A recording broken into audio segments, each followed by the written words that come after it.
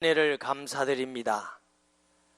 주께서 우리를 지으시고 구원하시고 여기까지 인도하신 하나님, 모든 것이 하나님의 은혜임을 고백합니다. 성령께서 함께 하셔서 우리의 마음을 여시고 들을 수 있는 귀가 되며 또 하나님의 말씀을 받기에 합당한 심령이 되게 하여 주시며 깨달음을 주시고 삶의 변화를 다하여 주옵소서. 가장 못나고 부족한 종에게 말씀을 수정될 수 있는 영광스러운 직분 주셔서 감사드립니다. 간섭하셔서 주님이 기뻐하는 말씀 전하며 또 성도에게는 복된 말씀이 되게 하시며 하나님 아버지 홀로 영광받아 주시옵소서. 예수님의 이름으로 기도합니다. 아멘. 유대인에게는 3대 절기가 있습니다. 유월절, 맥추감사절, 추수감사절, 이게 3대 절기라고 합니다. 유월절은 유대인들이 애굽에서 400년 동안 종살이 하다가 이렇게 엑소도서 해방에 나오는데 어떤 사람만 그게 해방이 돼요? 하나님이 모세를 통해서 양을 잡아서 문술주와 임방에 피를 뿌려라. 피가 있는 집은 재앙이 넘어갑니다. 그 문술주와 임방에 피가 없는 집은 왕으로부터 짐승의 새끼까지 첫째 것은 다 죽습니다. 온 애굽에 곡소리가 났죠. 넘어간다, 이걸 유월절이라고 합니다. 하나님께서 이걸 기념해서 늘 지켜라 그랬어요. 재앙이 넘어가는 피, 누굴 예표합니까? 예수 그리스도의 피를 예표하는 겁니다. 어떤 사람도 예수님 믿으면, 영접하면 우리에게는 사망이 넘어갑니다. 저주가 넘어갑니다. 그래서 사망에서 생명으로 옮겼느니라. 맥추감사주일은 이스라엘 사람들이 40년 동안 광야 생활을 했습니다. 매일 농사하지 않고 길쌈하지 않고 만나라는 걸 새벽에 줬어요. 이 꿀 섞은 과자 같더라.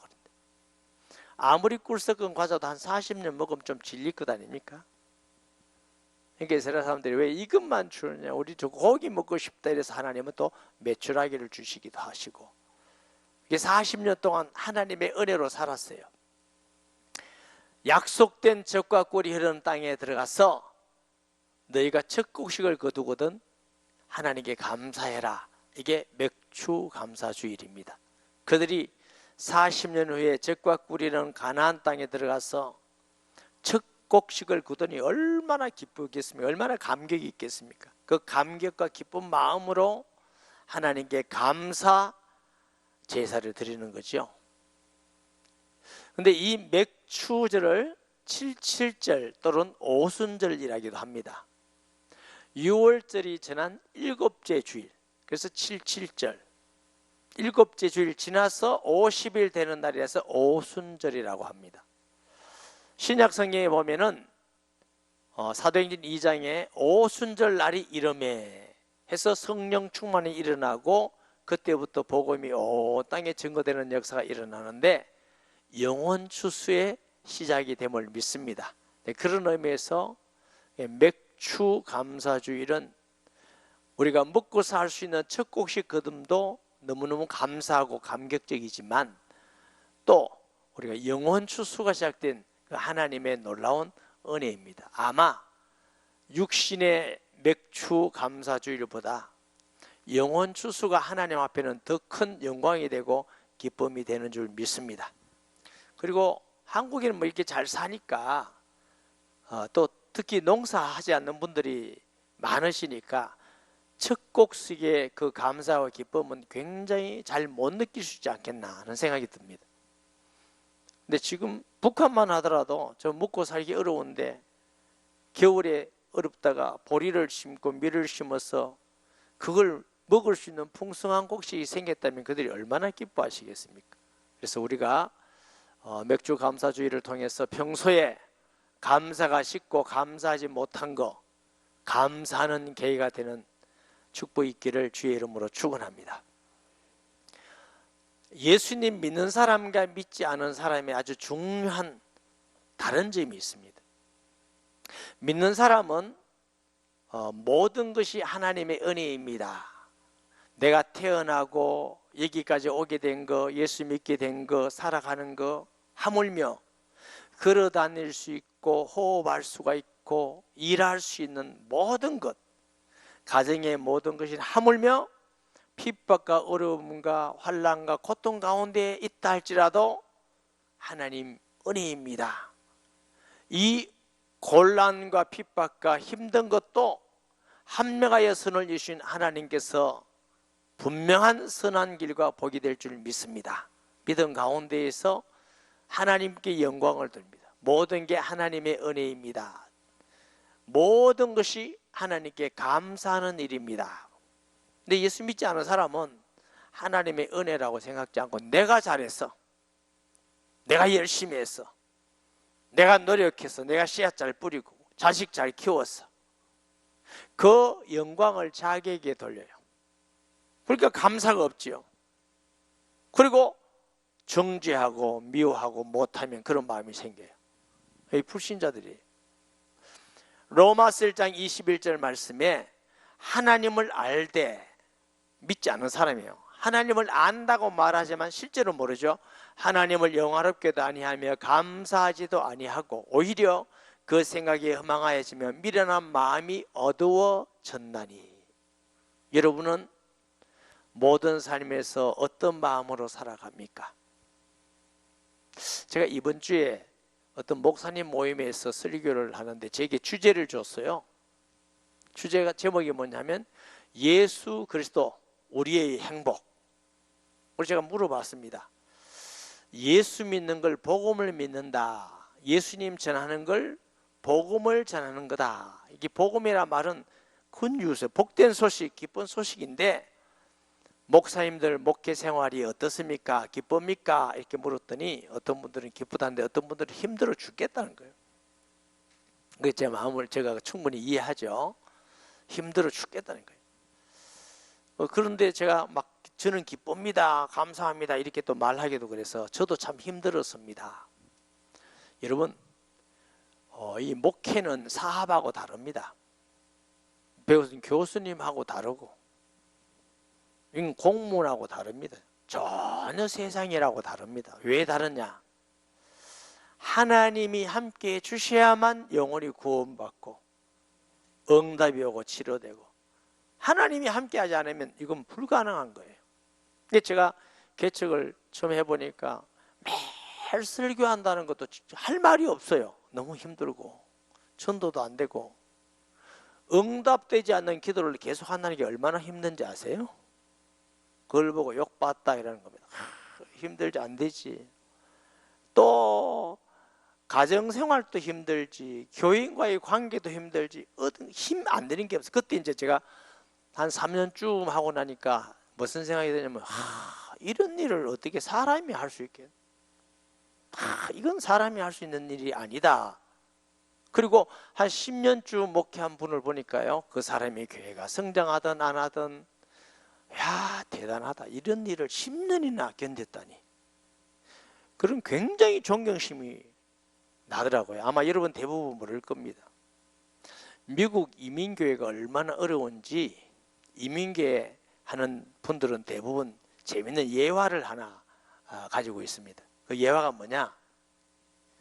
서커스단에서 이렇게 뭐 짐승 이렇게 조련하는 컨트롤하는 조련사 있잖아요.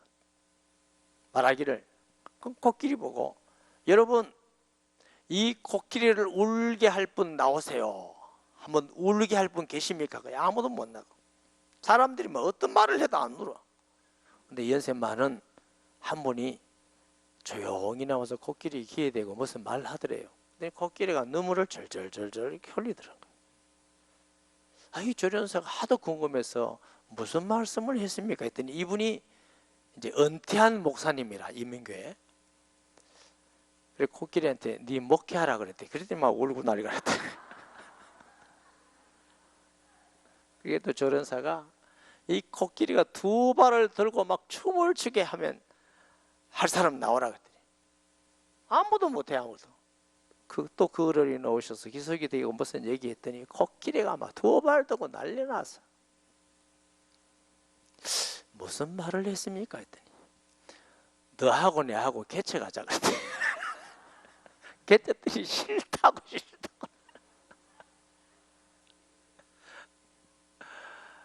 목회라는 게 남부른 그런 어려움이 있어요. 그래서 이제 그 얘기를 제가 해줬어요. 정말 어렵더라. 그래서 이걸 그만둘라니까 또 장사하다가 그만둘 수도 있는 것 같이 할 수도 없는 거고. 그래서 그렇다고 또 자살할 수도 없는 거고. 방법이 없어요. 이거 그만둘 방법이. 그래서 제가 인본주의에 있어서 어떻게 해보니까 딱 하나가 있더라고. 죽으면 되겠더라고. 그래서 하나님 나 좀 죽게 해주세요. 좀 데려가게 해주세요. 역시 응답을 안 해주시더라고요. 그런 가운데 자꾸 이게 낮아지면서 아, 내가 아무것도 아니구나. 나는 죄인 중에 가장 큰 죄인이구나. 아무것도 없어 무능한 자구나. 이러면서 이제 하나님 은혜를 조금 은혜를 주시면서 볼 수 없고 만질 수 없는 예수님이 전능하신 하나님인 걸 경험하게 되고, 성경 말씀대로 성령으로 잉태하셔서 우리를 위해서 십자가에 죽으시고 부활하신 사실을 실제로 경험을 하고 나니까 말씀이 이루어져요. 이 안에 있는 문자로 활자로 된 말씀이 아니라 살아서 역사하시더라고요. 예수 이름으로 귀신이 떠나가고 구원받는 사람이 생기고 변화되는 사람이 생기고 치료되는 사람이 생기고 하나님이 함께 하셔서 은혜를 주시고 기도에 응답을 주시고, 그러니까 얼마나 기쁜지 이 집은 목회가 기쁘고 신앙생활하는 게 기뻐요. 그리고 이제 성경 보니까 항상 기뻐라, 또 말하는 이 기뻐라. 이제 이 성경이 내한테 맞는 거예요. 그전에는 안 맞더라고. 이 성경하고 저하고 안 맞아. 안 맞는 걸 가지고 설교하려면 얼마나 힘든지 아세요? 근데 왜 이런 일이 내게 벌어질까? 기쁘기는 한데 이게 왜 이럴까? 저 돌아봤어요. 네가 좀 갑자기 나아졌냐? 아니에요. 갑자기 네가 공부를 많이 했냐? 착해졌느냐? 열심히 했느냐? 기도 많이 했느냐? 전혀 아니에요. 똑같은데 왜 갑자기 이런 일이 일어났을까? 제가 늘 궁금하게 생각하다가 다시 기도하면서 성경을 읽기 시작했어요. 모세가 40년 동안 광야에 생활하다가 가시나무 불꽃들기 가운데서 하나님을 경험합니다. 그전에 모세는 하나님 믿는 사람이에요. 하나님이 모세를 부르시고 말씀하십니다. 나는 너희 조상의 하나님 곧 아브라함의 하나님, 이삭의 하나님, 야곱의 하나님이로다. 그전에 어머니로 통해서 모세가 아는 하나님이에요. 그 하나님을 경험하고 하나님이 애굽에 가라, 내 백성을 해방하라고 말씀합니다. 내가 너와 함께하리라. 모세가 갑자기 기도를 집중한 것도 아니고 착해진 것도 아니고 노력한 것도 아니고 실력도 많아진 것도 아닌데 그 사건 이후에 하나님이 모세와 함께 하셔서 가는 곳마다 하나님이 역사를 주시고 기적을 주시고 하나님이 함께 하시고 보니까 모습이 똑같네. 그래서 기쁘고 감사한데, 그러면 내가 그렇게 하나님께 은혜 받고 구원받고 하나님의 사역을 하고 응답받고 하나님이 지켜주시는 은혜를 받을 만큼 자격이 있느냐 돌아봤어요. 하나도 없어요. 여전히 죄 가운데 있고 여전히 부족하고 여전히 못났고 여전히 자격하고 가치도 없고, 그런데 은혜를 알게 하신 거예요. 그 전에도 구원받았고 그 전에도 기도했고 다 했는데 알지 못해도 이게 하나님의 은혜구나. 내 공로가 아니라 잘해서가 아니라 노력이 아니라 하나님의 은혜구나 하고 알고 나니까 다 감사하더라고. 이게 감사한 일이구나. 구원받은 게 감사하고 응답받을 수 있다는 게 감사하고 걸어 다닐 수 있는 게 감사하고 목회할 수 있는 게 감사하고 또 복음 전하면 예수님 전하면 성도들이 은혜 받고 위로받고 치료받고 함께하는 게 감사하고, 그래서 모든 게 감사한 일이구나. 그 말씀들을 목사님들께 해줬어요. 그러고 나니까 어떤 어려운 가운데 환경 가운데 있다 할지라도 하나님이 선을 향하여서 합력하여 이룰 줄을 믿으니까 감사한 거죠. 저와 여러분이 기뻐하고 감사하는 것은 환경 때문에가 아닙니다. 돈이 좀 생기고 형통하고 잘 돼서가 아니라 예수님이 내 안에 계시기 때문에. 그래서 바울은 데살로니가에 편지하면서 5장 8절에 항상 기뻐하라. 빌립보서 4장 4절에는 말하기를 주 안에서 항상 기뻐하라. 내가 다시 말하노니 기뻐하라. 바울이 지금 어디 있느냐면 로마 감옥에 갇혀 있어요. 복음 전하다가 잡혀가지고 무슨 환경이 기뻐할 환경입니까? 억울하게 지금 잡혀 있는데. 그런데 기쁘고 주를 향하여서 헌신하고 복음 전하다가 주를 위하여 갇힌 게 너무 기뻤어. 또 빌립보 교인들에게 항상 기뻐하라. 사랑하는 여러분, 기뻐하고 감사하는 자들만 승리합니다. 원망과 불평과 정죄와 분노와 승리 못합니다. 모든 승리한 사람들은 하나님의 은혜에 기뻐하고 감사하며 모든 사람이 하나님의 은혜라고 고백하는 사람만 승리하는 줄 믿으시기 바랍니다.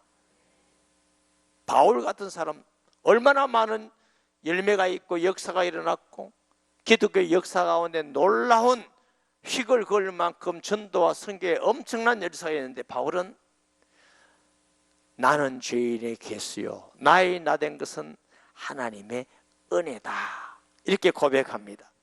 고린도전서 15장 9절에서 10절 말씀 보니까 나는 사도 중에 가장 작은 자라.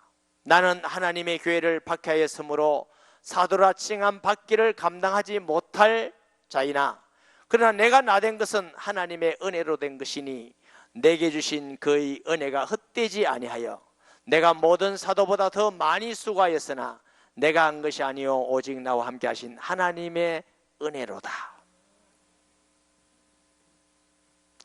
여러분은 저보다 훨씬 더 좋은 환경에 훨씬 똑똑하고 훌륭하고 제가 볼 때는 훨씬 하나님께 복을 많이 받은 사람입니다. 저희 아버님은 좋은 인격을 가지긴 했지만 사회에서 뭐 굉장히 높은 분이 아니고 농부입니다. 농부의 아들로 태어났어요. 저는 학교 다닐 때 한 번도 공부 잘한다 얘기 못 들어봤어요. 중간. 그러니까 안 드러나는 거 있죠. 중간이니까 있는 둥 없는 둥. 그러니까 사람들 볼 때에 뭐 내놓을 게 하나도 없어요. 가문도 내놓을 거 없고 실력도 내놓을 거 없고 뭐 사울은 다른 사람보다 키가 목 하나가 더 컸다는데 저는 목 하나가 적어. 이렇게. 무슨 그렇다고 특별한 은사 있는 것도 아니고 그렇다고 다른 사람보다 특별히 뭐 사랑이 많고 인격이 좋은 것도 아니고 아무것도 내놓을 게 자랑할 게 하나도 없고 딱 하나 죄인의 개수라는 것밖에. 이 못나고 가차없는 나에게도 예수 믿는 은혜를 주시고 예수 이름으로 기도할 수 있고 예수 이름으로 응답받을 수 있고 나 한 사람의 죄도 감당할 수 없고 내 인생도 내가 어찌할 수 없는 감당할 수 있는 나 같은 사람에게도 부족한 죄를 통해서 하나님의 능력이 증거되고 무식한 죄를 통해서 하나님의 지혜가 증거되어지고 불의한 죄를 통해서 하나님의 선하고 의로움이 증거되게 하시니 얼마나 감사한지. 그래서 제가 모든 사람에게 항상 감사하다고 얘기해요. 뭐 편의점에 가서도 감사하다, 우리 아이들한테도 감사하다, 우리 교육자들에게도 감사하다, 우리 장로님들에게도 감사하다, 모든 사람에게도 뭐 하나님께는 늘 감사하고 저는 잘하는 게 하나도 없기 때문에 감사가 많아요. 모든 게 다 하나님의 은혜다. 그걸 제가 알고 믿기 때문에. 그래서 요즘 나오는 찬송가 중에 모든 게 다 하나님의 은혜다 하는 찬양이 있어요. 우리가 살아가는 모든 것이 은혜입니다. 은혜이기 때문에 모든 것이 감사하는 일입니다.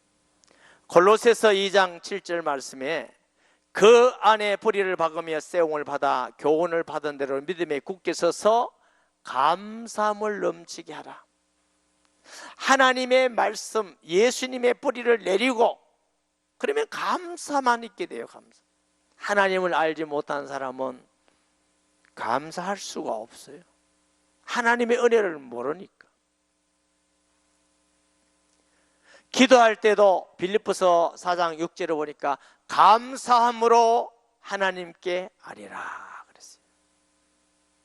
감사가 있는 기도를 하나님이 들으시고 감사가 있는 찬양을 하나님이 받으시고 감사하는 사람이 영적 싸움에 승리합니다. 마귀는 불신앙하게 만들고 원망하게 만들고 불평하게 만들고, 여러분 광야에서 마귀는 출애굽한 이스라엘 사람들에게 끊임없이 불신앙하고 끊임없이 원망하고 끊임없이 불평하게 만들고, 그런 사람도 하나님이 용서하시고 구원하기를 기뻐하는 하나님의 선하시고 큰 은혜와 사랑인 줄 믿습니다. 사랑하는 여러분, 우리가 살아가는 모든 것이 은혜입니다. 제 아는 목사님 한 분이 암이 걸리셨어요. 한 일주일 전인가 돌아가시기 전에 친구 목사님하고 병문안을 갔습니다. 물 한 컵을 놓으시고 조금 마시면서 한꺼번에 못 마시겠대. 넘어가질 않는데요. 그러면서 이런 말을 하십니다. 목사님, 물 한 컵을 마실 수 있다는 게 얼마나 감사한지 모르겠습니다. 우리 마음껏 마시잖아. 마음껏 자고 마음껏 쉬고 마음껏 다니고, 아마 다리가 불편하신 분들은 마음껏 다니는 것만도 감사가 넘칠 거예요. 북한 사람같이 배고픈 사람은 반찬이 있다 없다가 아니라 먹을 것 있는 것 자체만도 너무 감사한 일이고, 감사한 일을 우리가 세어보려면 끝이 없어요. 우리가 구원받을 자격이 있습니까? 없어요. 구원하신 하나님의 은혜가 감사하고, 예배 드릴 수 있는 은혜가 감사하고, 하나님을 영광 돌리며 찬양할 수 있는 게 감사하고, 기도하여 응답받을 수 있게 하니 감사하고, 우리에게는 소망이 있습니다. 사람은 한 번 죽어요. 그 외에는 심판이 있어요. 구원받을 기회는 이 땅에 살아있을 때까지만 필요합니다. 천국도 있고 지옥도 있어요. 다시 말씀드립니다. 목사님 보셨습니까? 못 봤어요. 어떻게 그렇게 확실하게 사기칩니까? 사기 아니라니까. 저는 귀신은 보지 못했지만 귀신 들려있는 사람 많이 봤고, 예수님 구주 영접하면 귀신 떠나가는 사람 많이 봤고, 우리 가운데도 건강하게 치료돼서 예배드리는 사람도 있고, 그럼 귀신이 있는 거예요. 우리는 꼭 보여야 있습니까? 하나님 계셔요. 예수님을 구주로 영접하면 우리 속에 오셔요. 증거가 믿는 자에게 이런 표적이 따르리니. 성령이 계셔서 우리를 감화감동하시고 인도하시고 응답하시고 귀신이 떠나가고, 하나님 계시면 하나님 집이 있습니다. 그게 천국입니다. 귀신이 가야 될 집이 있습니다. 그게 지옥입니다. 판사가 살면 판사 집, 도둑놈이 살면 도둑놈 집. 그 집의 주인이 누구냐? 하나님이 주인인 나라, 천국입니다. 마귀가 심판받는 나라, 지옥입니다. 우리는 영혼이 있는 존재이기 때문에 죽음은 그뿐이 아니에요. 그런데 예수님을 구주로 영접하는 순간 하나님의 자녀가 돼요. 신분이 자녀가 되기 때문에 자녀니까 하나님 나라에 갈 수밖에 없는 거지. 우리에게는 소망이 있어요. 이 땅에 살면서 하나님의 은혜로 지켜주시고 인도함 받다가 보호하시다가 언젠가 떠날 때 우리는 갈 곳이 있어. 하나님의 나라. 감사하지 않아요? 과거의 억만 죄악도 예수님의 십자가의 보혈을 통해서 말갛게 씻어주시고 기억도 아니하신다고 그랬어요. 얼마나 행복합니까? 과거의 모든 죄에서 해방받고 이 땅에 우리가 살아가면서 우리를 떠나지 않고 함께 하시는 그 예수님, 갈 곳이 있으며 지켜주시면 우리를 사용하셔서 주님께 쓰임받겠다는 것. 매일 먹고 입을 수 있고 잠잘 수 있는 집이 있고 감사한 거죠. 그래서 범사에 감사하라. 이는 너희를 향하신 하나님의 뜻이니라. 사랑하는 여러분, 감사하는 성도가 되시기 바랍니다. 환경을 떠나서 초월해서 목사님 너무 어렵고 힘들고 좌절되고 절망적인데 어떻게 감사가 일어납니까? 그것까지도 복이 되게 하십니다. 하나님을 사랑하는 자, 곧 그 뜻대로 부르심을 입은 자들에게는 합력하여 선을 이루느니라. 목사님 안 당해봐서 그렇습니다. 똑같은 환경을 저는 당했다고 말하지 않겠습니다.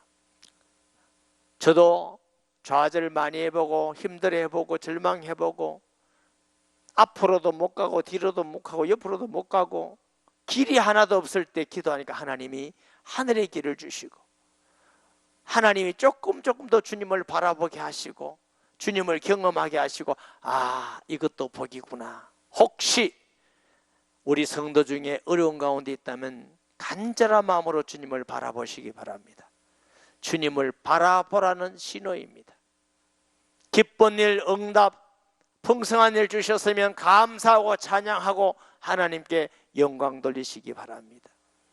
감사하는 자가 하나님을 기쁘게 하고 감사하는 자가 응답을 받고 감사하는 자가 영적으로 승리하고 감사하는 자는 나도 행복하지만 다른 사람도 행복해 하는 사람인 줄 믿습니다.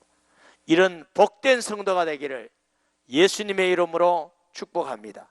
말씀 기억하면서 통성기도하겠습니다. 하나님 아버지 은혜를 감사드립니다. 범사에 감사라. 이는 그리스도 예수 안에서 너희를 향하신 하나님의 뜻이니라 라고 말씀을 하셨습니다.